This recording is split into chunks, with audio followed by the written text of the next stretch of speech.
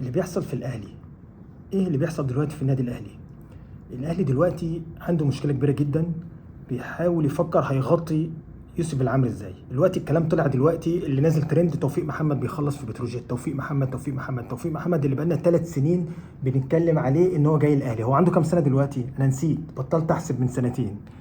فمش عارف توفيق محمد كويس يعني لعيب كويس. انا ما شفتوش كتير، ما تابعتوش يعني من سنتين اخر مره، ما مش متابعه السنه اللي فاتت، ما تابعتوش، اتنسى بقى في الزحمه من كتر اسامي اللعيبه اللي طلعت. طب دلوقتي توفيق محمد هيجي مع كريم الدبيس اللي راجع، وكمان عندك كوكا اللي هيغطي.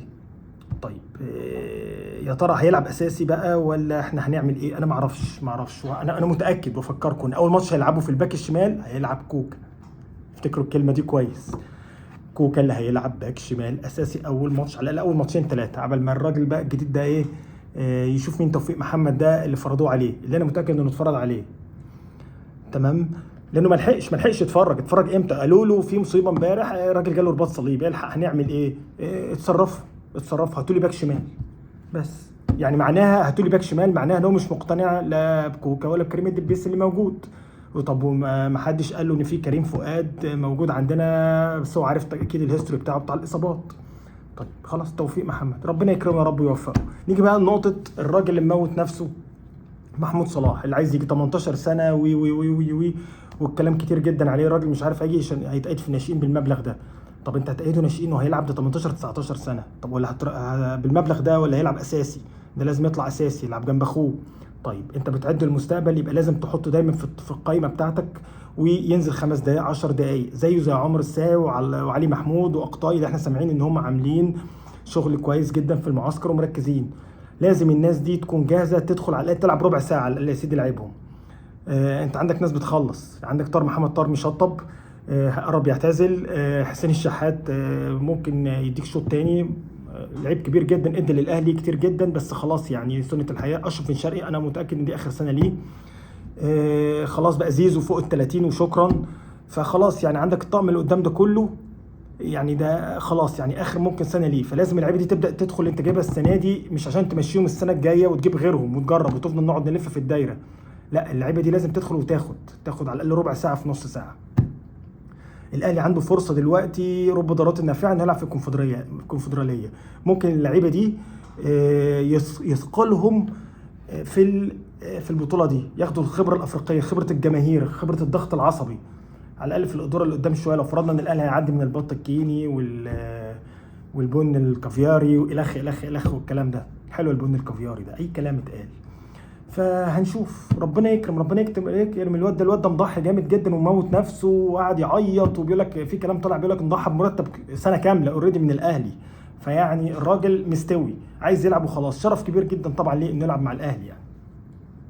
فهنشوف الناس كلها على فكره في المعسكر بيشكروا جدا جدا في علي محمود واقطاي، بس علي محمود اكتر لانه هو الاقرب انه يلعب.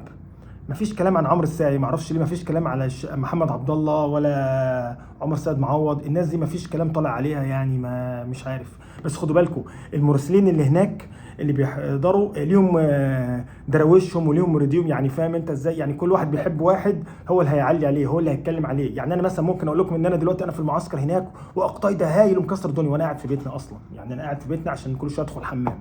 ف... ف يعني الموضوع كل واحد بقى ايه بيحب لعيب بينجمه، زي في السوشيال ميديا كل واحد بيحب لعيب يروح طالع متكلم عنه، ده عمل وسوى. في واحد بيقول لك ان المهاجم الجديد بيطلع نار وبيمرن وبياكل النجيله. طيب صاحبك تعرفه وشفته قبل كده؟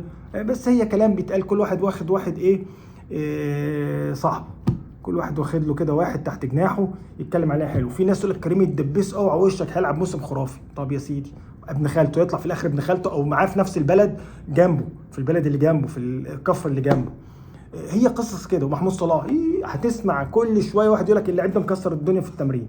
وهنشوف، افكركم ماتش بتاع برشلونه اول ماتش هيكون قوي شويه، اول ماتش في الدوري مش ممكن ما تلاقيش اي حد من الناشئين دول كلهم، ممكن تلاقي بس الطقم الفراوده اللي لو جاهزين المحترفين هيلعبوا طبعا، وامام عاشور، وهتلاقي زيزو وبن شرقي وياسر ابراهيم وهادي رياض ومحمد هاني والشباك الشمال كوكا. افكركم يعني هم نفس الطقم. الاهلي مش هيغير حد، ممكن تلاقي لعيب واحد بس اللي ينزل جديد في النص عشان ما يحرقوش معرفش هو مين اصلا يعني. ممكن علي محمود، ممكن يلعب علي محمود جنب امام عاشور، بس الاثنين مع بعض هتعمل قفله برضو. ممكن مروان عطيه جنب امام عاشور، ما اعرفش، ممكن ما يلعبش. انا شايف يعني على فكره مشكله مروان عطيه ده عايز له فيديو لوحده يعني. انا مش بتجنن عليه يعني، بس انا في حاجات انا كده انا عايز بكلمكم عليها في فيديو لوحده. معلش الفيديو ده طويل شويه، بس بفضفض مع نفسي عشان انت عارفوا المرض النفسي، وانا بحب عندي الايجو عالي شويه والنرجسيه، فبحب ايه اتكلم شويه كاني واقف قدام المرايه.